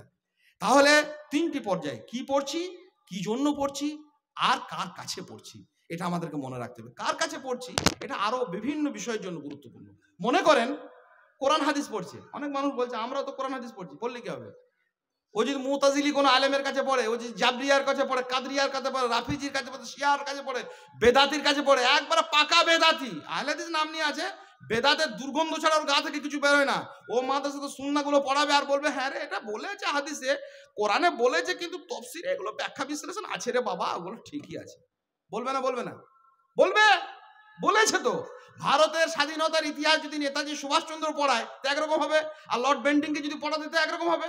পলাশির যুদ্ধের ইতিহাস যদি নবাব সিরাজদৌল্লাহ নিজে লিখতেন তাহলে একরকম হতো, আর লর্ড ক্লাইভকে লিখতে বললে একরকম হবে। কি কথা বুঝতে পারছেন না? হ্যাঁ। তাহলে কার কাছে পড়াচ্ছি মাদ্রাসাতে? সুন্নাহ মাদ্রাসা বললে হবে না, সহি মাদ্রাসা বললে হবে না, আহলে হাদিস বললে হবে না। ওখানে বেদাতি কোনো 2-4টি মালটাল ঢুকে আছে নাকি? ভালো করে দেখবেন, যাদের গা থেকে বেদাতের দুর্গন্ধ বেরোচ্ছে, আকিদায়, মানহাজে, সালাফদের নির্দিষ্ট নিয়ম পদ্ধতি অনুসারে বহু জায়গাতে বেদাত করছে, সালাতে এসে বেদাত করছে, সিয়ামে গিয়ে বেদাত করছে, ফিতরাতে গিয়ে বেদাত করছে, যাকাত দিতে গিয়ে বেদাত করছে, আরো হাজার রকমের। তাহলে ছেলে কি শিখবে? তাহলে 3টে জিনিস আপনাকে উপর্যুপরি মনে রাখতে হবে। কি শিখছি, কি জন্য শিখছি এবং কার কাছে শিখছি। বারবার মনে রাখতে হবে, স্মরণ করে দিচ্ছি।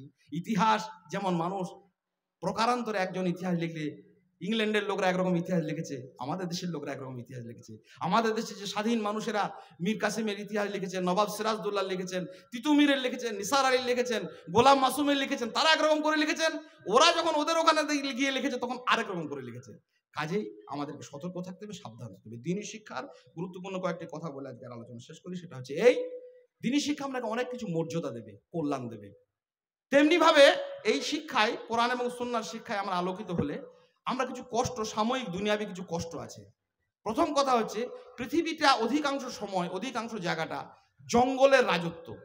আর এই জঙ্গলের রাজত্ব থেকে আপনাকে শিক্ষার মাধ্যমে, এই কোরআন এবং সুন্নাহ শেখার মাধ্যমে, এই মাদ্রাসা শিক্ষার মাধ্যমে আপনাকে মঙ্গলের রাজত্বে ঢুকতে হবে। মঙ্গলের রাজত্ব পৃথিবীতে ন্যায়নিষ্ঠ জীবন আর আখিরাতে জান্নাত।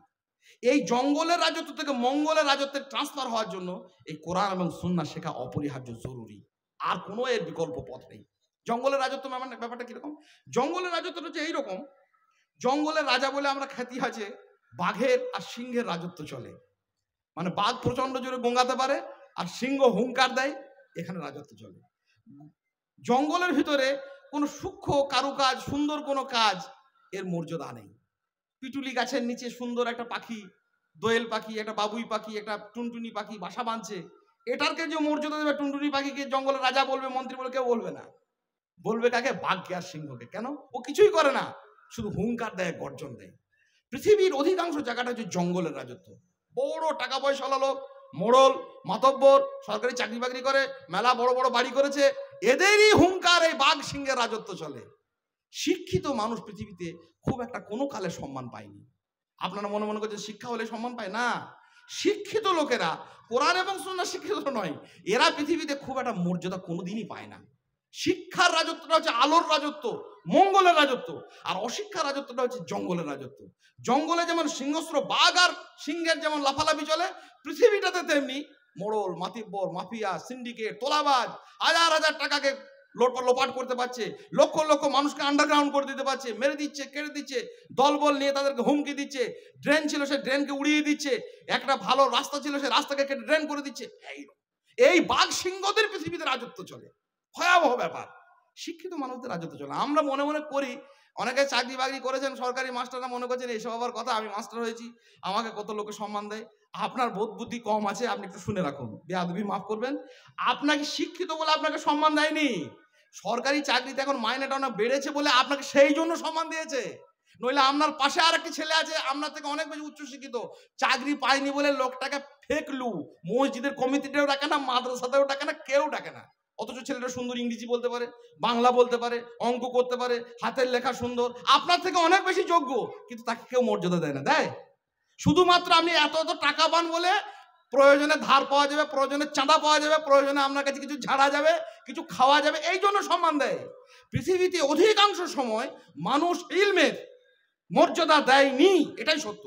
দর্শন শাস্ত্র যারা পড়ছেন, সক্রেটিসকে মর্যাদা দেয়নি। বিজ্ঞান যারা দেখেছেন, বড় বড় বিজ্ঞানীদেরকে মর্যাদা দেয়নি। আর কোরআন সুন্নাহর শিক্ষিত মানুষদেরকে তো অবজ্ঞা, অবহেলার। সেই সাইফুল ইসলাম, ইমাম ইবনে তাইমিয়া থেকে নিয়ে পথ ধরে ইমাম একদম আহমদ বিন হাম্বল পর্যন্ত যুগ যুগ জুলুম আর নিপীড়নের, অত্যাচারের পর অত্যাচারের মুখোমুখি হতে হয়েছে। কাজেই যারা আমরা দ্বীনি শিক্ষা শিখছি, যারা আমরা করছি, দ্বীনি প্রতিষ্ঠান তৈরি করছি, মাদ্রাসা চালাচ্ছি, আমরা সবাই মিলে এ ব্যাপারে আমরা প্রস্তুতি রাখবো। আমরা নিজেরাই সব থেকে অমর্যাদা করেছি। শিক্ষার মর্যাদা কে দেয়নি? অন্য লোকে কি করে দেবে? আমি দিইনি। আমার সন্তানকে সেজন্য আমি কোরআন সুন্নাহ শেখাইনি। বড় অপরাধ, এই গ্লানিকর অপরাধ। আমি নিজেই শিক্ষা মর্যাদা, মৌলানা বলছে কি বলবো, মৌলবীদের আর আলেম ওলামাদের সমাজে সম্মান নেই। আপনি তো নিজেই সম্মান করেন না। নিজেকে নিজে যদি সম্মান না করতে পারেন, পৃথিবীতে কেউ করবে না। আপনি নিজে নিজে মর্যাদা দিন। আপনার পরিবার আপনাকে মর্যাদা দেয় না, আপনার সন্তান দেয় না, আপনি নিজেই দেন না, আমি নিজেই দিই না, তার অন্য করে লোকে দেয়। সারা জগৎ জুড়ে তাকে তুচ্ছ তাচ্ছিল্য করে, ছিন্ন ভিন্ন করে। ওই পিটুলি গাছের নিচে সেই বাবুই পাখিটা যেমন বাসা বেঁধেছে, তাকে যেমন কেউ মর্যাদা দেয়নি, ওই বাঘ আর সিংহকে বড় বড় মোড়ল, মাতব্বর, রাজনৈতিক নেতা, লিডার, কমরেড, আরো হাজার রকমের মাফিয়া, সিন্ডিকেট, তোলাবাজ, জনগণের সম্পদকে লুটে পুটে খাওয়ালো, এদেরকেই মানুষ স্যার ভালো আছেন স্যার, কপালে হাত তুলে। আর অফিসে গিয়ে স্যার ভালো আছেন, দাদা ভালো আছেন, হ্যাঁ ছিলাম গোয়ালা, হলাম ঘোষ, লোকে বলেছে আমার কি দোষ। সে কিছুই ছিল না, খামগাতে দাদা দাদা করছে। আর আপনার এত জ্ঞান বুদ্ধি, কোরআন সুন্নাহ ফালসাফা মানতে, তফসির, উসুল মানহাজ সব শিখে কেউ পুছছে না। এটা না কারণ হচ্ছে পৃথিবীর অবস্থা এরকম। তাহলে আমাদেরকে যদি জঙ্গলের রাজত্ব কায়েম না করতে চাই, আমাদের সমাজে, আমাদের সোসাইটিতে, আমাদের পরিবারে মঙ্গলের রাজত্ব কায়েম করতে চাই, তাহলে কি করতে হবে? শিক্ষার, ইলমের আমরা মর্যাদা দেবো। নবী মুহাম্মদ রাসূলুল্লাহ সাল্লাল্লাহু আলাইহি ওয়াসাল্লাম শিখিয়েছেন, আল্লাহ সুবহানাহু ওয়া তাআলা শিখিয়েছেন, একমাত্র ইলমওয়ালা লোকদেরকেই আল্লাহ বলছেন ইয়াখশাল্লাহু মিন ইবাদিহিল উলামা। আল্লাহ নিজে বলেছেন, নবী মুহাম্মদ রাসূলুল্লাহ সাল্লাল্লাহু আলাইহি ওয়াসাল্লাম কত ইলমের ফজিলত বর্ণনা করেছেন। সে কথা আমি পড়ছি, আমি পড়াচ্ছি, আমি মর্যাদা দিই না, আমি ছেলেটিকে শেখাই না, আমি তার অমর্যাদা করি, তাহলে কিন্তু আমাকেও সারা পৃথিবীতে অমর্যাদা করবে। আর অমর্যাদার গ্লানি দূরে থাক, আমাকে আরো ভয়ঙ্কর অমর্যাদার জন্য আমাকে প্রস্তুত থাকতে হবে। শিক্ষার একটি বড় উপকরণ, বড় একটা কল্যাণকর বিষয়, বড় একটা গুরুত্বপূর্ণ বিষয় হচ্ছে, সেটি হচ্ছে এই, আমাদেরকে আগুন থেকে বাঁচাবে, ভয়ঙ্কর আগুন থেকে আমাদেরকে বাঁচাবে। আগুনের শাস্তি বড় কঠিন। পৃথিবীতে যত রকমের শাস্তি আছে, সর্বোচ্চ শাস্তি হচ্ছে আগুনের। সেই জন্য আল্লাহ নবী সাল্লাল্লাহু আলাইহি সাল্লাম আগুন দিয়ে কাউকে মারা শরীয়তে আমাদের দিনের মধ্যে নিষেধ। হিংস্র প্রাণী হলে আগুন দিয়ে তাকে হত্যা করা যাবে না, এমনি মেরে তাকে পুড়িয়ে দিতে পারে, বিষাক্ত হলে আগুন দিয়ে মারা যাবে না। কারণ আগুনের শাস্তি কেবলমাত্র আল্লাহ সুবহানাহু ওয়া তাআলা দেবেন। পৃথিবীতে কথাটা প্রচলিত আছে এবং পৃথিবীর সব দেশের মানুষ এটা ব্যবহার করে। দেখবেন আগুন নেভানো গাড়ি যখন যায়, পিছন থেকে মন্ত্রীর গাড়ি যাক, সামনের দিকে আসুক, আর আগুন নেভানো গাড়িকে সবাই একটু মানে তোয়াজ করে, তাকে পথ ছেড়ে দেয়। নানা রকমের কনভয়, নানা রকমের, এমনকি অ্যাম্বুলেন্স পর্যন্ত আগুন নেভানো গাড়িটাকে, ফায়ার ব্রিগেডের গাড়িটাকে ছেড়ে দেয়। কেন দেয়? মানে আগুনের বিপদটা হচ্ছে সর্বত্রগামী, আগুনের বিপদটা হচ্ছে তত ভয়াবহ। সে আগুন থেকে পৃথিবীতে কেউ বাঁচাতে পারে না, একমাত্র কোরআন এবং সুন্নাহর ইলম। আমেরিকাতে আগুন জ্বলছে, একদিন দুদিন জ্বলছে, এত বাহাদুরি, এত মাতব্বরি সারা পৃথিবীকে করায়ত্ত করে দিনের পর দিন আগুন জ্বললো। আগুন নেভানোর জন্য সমুদ্র থেকে বড় বড় মানে স্কার্ট ক্ষেপণাস্ত্রের মতো বিশাল আকৃতির সব পানি ভর্তি বেলুন নিয়ে এসে যেটা নিয়ে আসে সেটা আগুন ধুধু করে পুড়ে যাচ্ছে। কে বাঁচাবে? আগুন থেকে বাঁচানোর অনেক পদ্ধতি আল্লাহ সুবহানাহু ওয়া তাআলা দিয়েছেন, সেটি পবিত্র কোরআন এবং সুন্নাতে সংরক্ষিত আছে। আর নিজের অস্তিত্বকে বিপন্ন, এই পৃথিবীতে নিজের অস্তিত্বকে টিকিয়ে রাখার জন্য এই দ্বীনি শিক্ষা হচ্ছে জরুরি, অপরিহার্য। আর কেউ পৃথিবীতে বাঁচাতে পারে না, অস্তিত্ব বিলোপ হয়ে যাবে। যারা ভাবছি চাকরি বাকরি করি, আমাদের মেলা টাকা আছে, হুঙ্কার গর্জন দিয়ে মানুষের সম্মান পাচ্ছি, যারা ভাবছি বিভিন্ন মাফিয়া তেলেসমাদি করে, চোরা চিটিংবাজ করে, আরো জনগণের সম্পদ লুটপাট করে, আমরা সম্পদ অর্জন করে আমরা মনে করছি সমাজে বেঁচে আছি, অস্তিত্ব বিলুপ হয়ে যাবে। অস্তিত্ব টিকে থাকবে কিসে? অস্তিত্ব টিকে থাকবে কিসে জানেন? সন্তানকে আজকে রাতে গিয়ে একটা শিক্ষা দেবেন। আমরা ছোট ছেলেদেরকে বলি, বাবা বাঘ হও, বাবা সিংহ হও। বাঘ সিংহের শিক্ষা দেবেন না। বাঘ সিংহ নিজের অস্তিত্বকে টিকিয়ে রাখতে পারেনি। ছেলেকে বলবেন, বাবা পিঁপড়ে হও। কি? পিঁপড়ে। পিঁপড়ে হলে, হ্যাঁ পিঁপড়ে হলে তার অস্তিত্ব টিকে থাকবে। কেন জানেন? বাঘ সিংহরা নিজেদের অস্তিত্ব টিকিয়ে রাখতে পারেনি। সেই জন্য বাঘেদের জন্য অভয়ারণ্য তৈরি হয়েছে, সিংহের জন্য আলাদা ব্যারিকেড তৈরি হয়েছে। পৃথিবী থেকে বিলুপ্ত প্রায় প্রাণী, এত হুঙ্কার, তো বেঁচে থাকলি না কেন? কেন জানেন? এদের মধ্যে দিনের একটি কাজ নেই। এই রূপী মানুষ যারা আছে পৃথিবীতে, দিনের একটি কাজ থেকে তারা সরে আছে। সেই জন্য বাঘের অস্তিত্ব পৃথিবীতে বিলুপ্ত, সিংহের অস্তিত্ব আস্তে আস্তে বিলুপ্ত হচ্ছে। অভয়ারণ্য তৈরি করে পৃথিবীর বিভিন্ন দেশে ঘেরাটোপে ওদেরকে রাখছে। আর পিঁপড়ে, কোটি কোটি কোটি কোটি পিঁপড়ে কত আছে কেউ জানে না। একটা বিজ্ঞানী স্কটল্যান্ডের একটা পিঁপড়ে নিয়ে একজন গবেষণা করেছেন, তিনি দেখিয়েছেন যে মোটামুটি পৃথিবীতে যতগুলো মানুষ আছে, একটা মানুষের পিছনে 800 বিলিয়ন করে পিঁপড়ে পৃথিবীতে বাস করে। আবহমান কাল ধরে, কোটি করে, হাজার হাজার বছর ধরে পিঁপড়েরা রাজত্ব চালিয়ে যাচ্ছে। অথচ পৃথিবীতে পিঁপড়ে মারেনি এমন লোকের সংখ্যা কিন্তু খুব কম, নেই বললে চলে। হাতে করে চেপটে মেরেছে, পায়ে করে মেরেছে, ছোটবেলাতে খেলাধুলা করতে গিয়ে মেরেছে, পিঁপড়ে পায়ের তলায় মেরেই যাচ্ছে, কিন্তু পিঁপড়েকে নিশ্চিহ্ন করা যায় না। বাঘ তো আমরা এখানে কেউই মারিনি, তবু বাঘ নিশ্চিহ্ন হয়ে যাচ্ছে। কেন জানেন? বাঘের মধ্যে একটা ঔদ্ধত্য আছে। কি ঔদ্ধত্য? হুঙ্কার আছে। আর বাঘের মধ্যে ভয়ঙ্কর একটা জিনিস নেই, সেটা হচ্ছে কি? সংগঠন নেই, জামাত নেই, একসঙ্গে থাকার বোধ বুদ্ধি নেই। কোরআন শেখাচ্ছে এইটা, পিঁপড়ে সেটাকে মেনে নিয়েছে। সারা পৃথিবীর পিঁপড়েরা হচ্ছে সংগঠিত, একত্রীভূত। নিজের দেহের একটা অংশ অন্য পিঁপড়েকে দিয়ে বাঁচিয়ে রাখে। যে কোনো একটা পিঁপড়ে শাড়ি এদিক থেকে এলো, এদিক থেকে এলো, দেখবেন মুখোমুখি হওয়ার পরে ওদের অ্যান্টেনা দুটো তুলে দিল, একে অপরকে অভিবাদন জানায়। আর চরমতম বিপদ থেকে বাঁচানোর জন্য পিঁপড়ে নিজের জাতির প্রতি দায়বদ্ধ। সেই জন্য সুলাইমান আলাইহিস সালামের যুগে সেই পিঁপড়েটা যখন দেখলো সুলাইমান আলাইহিস সালামের বিপুল বাহিনী আসছে, পিঁপড়েটা খুলে ছুটে গেল নিজের কওমের কাছে, জাতির কাছে, গিয়ে কি বললো, ক্বালা নামলাতুন ইয়া আইয়ুহান নামলু, এই পিপিলিকা বন্ধুরা, উদখুলু মাসাকিনাকুম, গর্তে ঢুকে পড়ো, নইলে সুলাইমানের বাহিনী না জেনে তোমাদেরকে চেপটে দিতে পারে। পিঁপড়েটা বলেছিল। তাহলে পিঁপড়ের মধ্যে একটা বিষয় ছিল, সেটা হচ্ছে সংগঠন। পিঁপড়ের মধ্যে একটা বিষয় ছিল মানুষকে, নিজের জাতিকে বাঁচানোর জন্য তীব্র আকুতি। এইটা যদি আমরা সন্তান আমরা যদি শিখতে পারি তাহলে অস্তিত্ব বেঁচে আছে সেই জন্য। আর বাঘের মধ্যে এটা যেন, বাঘ সংগঠন করবে কি? বাঘ বলে আমি বাঘ, আমি আবার কি সংগঠন করবো? আমি মিলেমিশে থাকবো কি? আমি মানুষকে ভালো উপদেশ দেবো কি? কেউ কারো কাছে যায় না। সিংহ বলে আমি আমার হুঙ্কারে বন কাঁপছে। কাঁপছে তো টিকলি না কেন? উচ্ছন্নে চলে গেছে। বাঘ উচ্ছন্নে শুধু যায়নি, বাঘের মতো যারা পৃথিবীতে হুঙ্কার দিয়েছে তারা উচ্ছন্নে গেছে। সিংহের মতো যারা গর্জন করেছে সমাজের জনগণের সম্পদকে লুটে পুটে খেয়ে তারাও উচ্ছন্নে গেছে। পিঁপড়ের মতো মানুষ সহনশীল হয়ে যারা দিগন্ত থেকে দিগন্তে মানুষের কাছে কাজ করেছে, কোরআন এবং সুন্নাহর কথা মানুষের দ্বারে দ্বারে বলে বেরিয়েছে, তারাই টিকেছে। কিয়ামত পর্যন্ত তারাই টিকবে। কোরআন এবং সুন্নাহ শেখা এটা একটা বড় পাওনা, বড় একটা প্রাপ্তি। এই প্রাপ্তিটা আমরা যেন ভুলে না যাই। আর শেষ হতো একটা কথা বলে শেষ করে দিই, সেটা হচ্ছে এই, আপনাকে মেরুদণ্ড সোজা করে বাঁচতে শেখাবে কে? কোরআন এবং সুন্নাহ। আর কেউ শেখাবে না। পৃথিবীতে সব প্রাণী, যত প্রাণী আছে, এমনকি মেরুদণ্ডী প্রাণী যাদেরকে আমরা বলি, শিরদাঁড়া আছে, গরু, ছাগল, হাঁস, মুরগি, এদের শিরদাঁড়া আছে, কিন্তু সবাই এইরকম করে চলে। মানুষের মতো এইরকম করে কেউ চলতে পারে না। মাফিয়ার কাছে, তোলাবাজের কাছে, শিরকের কাছে, বেদাতের কাছে, অন্যায়ের কাছে, রাহাজানির কাছে, চোরের কাছে, দস্যুর কাছে আপনার মেরুদণ্ডটা এইভাবে সোজা থাকবে। আর শুধু এইভাবে নুয়ে যাবে একমাত্র আল্লাহর কাছে, আর কোথাও না। এই যে মেরুদণ্ড সোজা করে চলা পৃথিবীতে কেউ শেখায় না। আল্লাহ পাক রব্বুল আলামিন এই নিয়ে সুন্দর একটা উদাহরণ দিয়েছেন।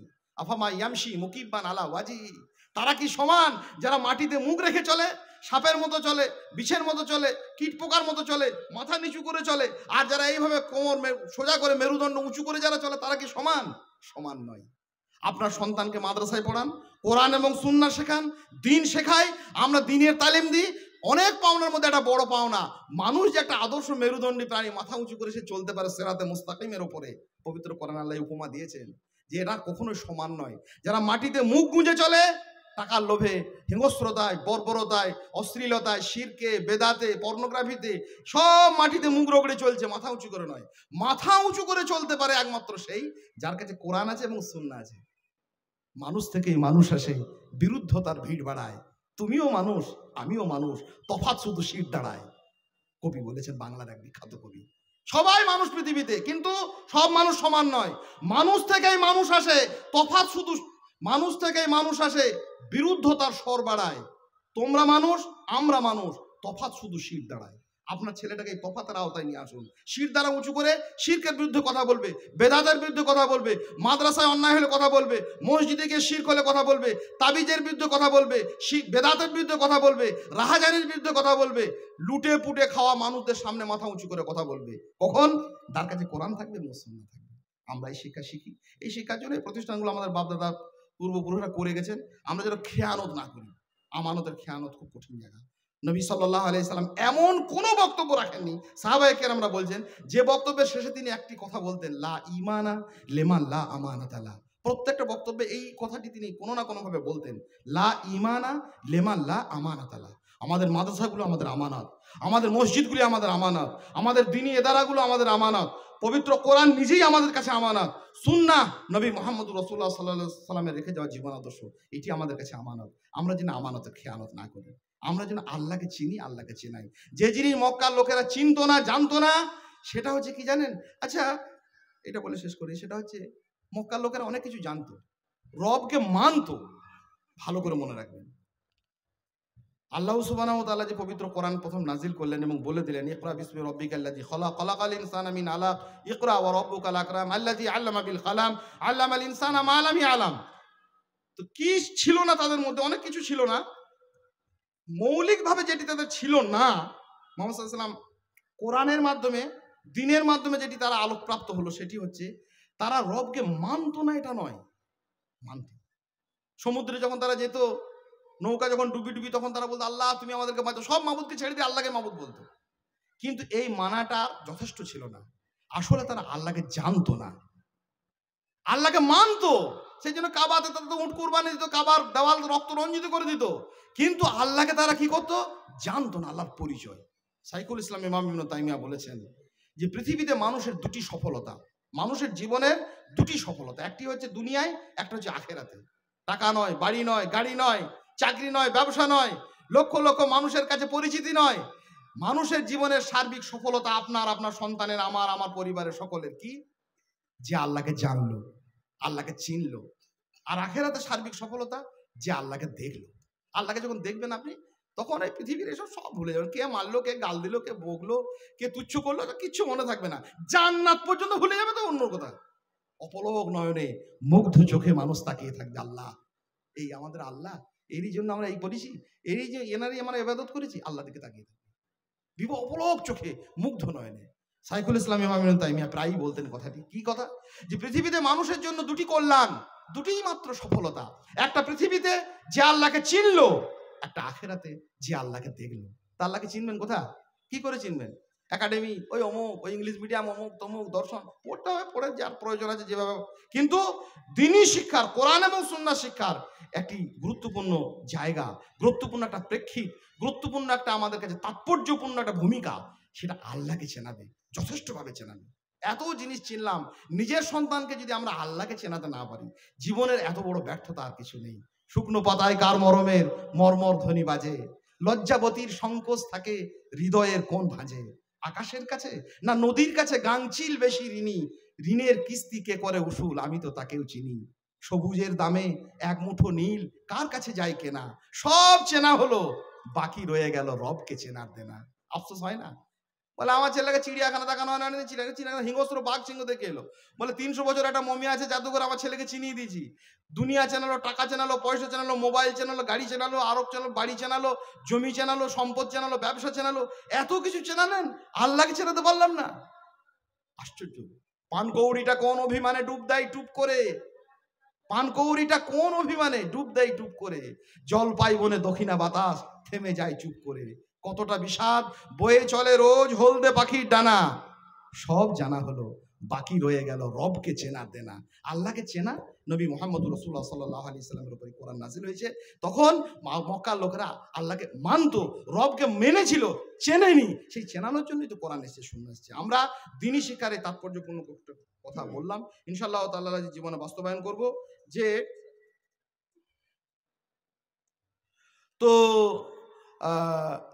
বিশেষ করে আমরা যে মাদ্রাসা ভাইরা রয়েছি, মাদ্রাসা চালাচ্ছি, মাদ্রাসা পরিচালনা করছি, আমানতের খেয়ানত যেন না হয়, বিভিন্নভাবে আমরা এই ব্যাপারের জন্য সতর্ক হই, সজাগ হই, এবং সর্বোপরি আমরা আমাদের সন্তানদেরকে, অন্যান্য হিংস্র প্রাণীরা যদি এই ভূমিকাটুকু পালন করতে পারে, আমরা মানুষ, আমাদের উপরে যে পবিত্র কোরআন এবং সুন্নাহ এসেছে, পৃথিবীর অধিকাংশ জায়গা অন্ধকার জর্জরিত হয়ে আছে, এক একটা জায়গা দেখলে আপনার মায়া হবে, কান্না হবে, ভয়ঙ্কর রকমের বেদাতে আচ্ছন্ন হয়ে আছে, শিরকের পূর্তিগন্ধময় একটা ভয়ঙ্কর পরিবেশে তারা নাভিশ্বাস উঠেছে। এমন ভয়ঙ্কর ভয়াবহতা থেকে, এমন ভয়াবহ অন্ধকার থেকে আমরা নিজেরা বাঁচতে পারি, অপরকে বাঁচাতে পারি। আল্লাহ পাক রব্বুল আলামিন আমাদেরকে তৌফিক দেন, আল্লাহকে পৃথিবীতে চেনা, আখেরাতে আল্লাহকে দেখার আমাদেরকে সৌভাগ্য দেন, এবং এই দ্বীনি প্রতিষ্ঠানগুলো সমস্ত রকমের ত্রুটি বিচ্যুতি মুক্ত থেকে আমরা যেন সত্যই এই আলোর পূর্ণ দাবি। মনে রাখবেন, যত অন্ধকার হোক, বেদাত কাজ করছে, সব ভয় লাগে না। একটা মসজিদে প্রথম খুব ভয় লাগতো, গেলাম, বক্তব্য খুব চেঁচাচ্ছে নামাজে খুতবার পড়ে। শোনেন, আপনার চেঁচানিতে আমার কথাটা মিথ্যা হয়ে যাবে না। যখন বৃষ্টি আসে আকাশে, দেখেছেন চুপ করে লোকটা দাঁড়িয়েছে, মাস্টার মানুষ, মাস্টার লোক বলে কথা, ও আমার চেঁচানিতে চুপ করে, আমি একটু থেমে শুনুন। আপনি যে এতক্ষণ ধরে চেঁচালেন, এই পৃথিবীতে যখন বৃষ্টি হয় না, মানে অবারিত ধারায় আকাশ ভেঙে যখন বৃষ্টি আসে, তখন ওই বাড়ির লোকরা সব ছেলেরা ছুটোছুটি করে, চেঁচামেচি করে, আমাদের ঘুটু ভিজে গেল, ওই আমাদের কাপড় ভিজে গেল, এ করে। মানুষের চেঁচানিতে বৃষ্টি বন্ধ হয় না, আপনার চেঁচানিতেও কোনোদিন সত্য বন্ধ হবে না। ভয় করবেন না, মনে রাখবেন সবসময় একটাই কথা, সেটা হচ্ছে এই অন্ধকার আলোর কিন্তু বিপরীত নয়। অন্ধকার হচ্ছে আলোর অনুপস্থিতি মাত্র। আলোটা জ্বলেনি বলে অন্ধকার পড়ে আছে। অন্ধকারের অনেক ক্ষমতা, মাফিয়াদের অনেক ক্ষমতা, চোর গুন্ডাদের অনেক ক্ষমতা, জালেমদের অনেক ক্ষমতা, বেদাতি শিরকদের মনে হচ্ছে অনেক ক্ষমতা, কিন্তু মনে রাখবেন, যত ক্ষমতাই থাক, আলোর সঙ্গে যুদ্ধ করার ক্ষমতা তাদের নেই। আপনি আলো হাতে একবার দাঁড়ান, যারে তুমি ভীত, সে অন্যায় ভীরু তোমাছে, যখনই জাগিবে তুমি তখনই সে পলাইবে দে। আল্লাহ পাক রব্বুল আলামিন এই আলোক বর্তিকা নিয়ে, আলোর মশাল নিয়ে আমাদের পৃথিবীতে বাঁচার, আখেরাতে যাওয়ার তৌফিক দিন। আল্লাহুম্মা আমিন।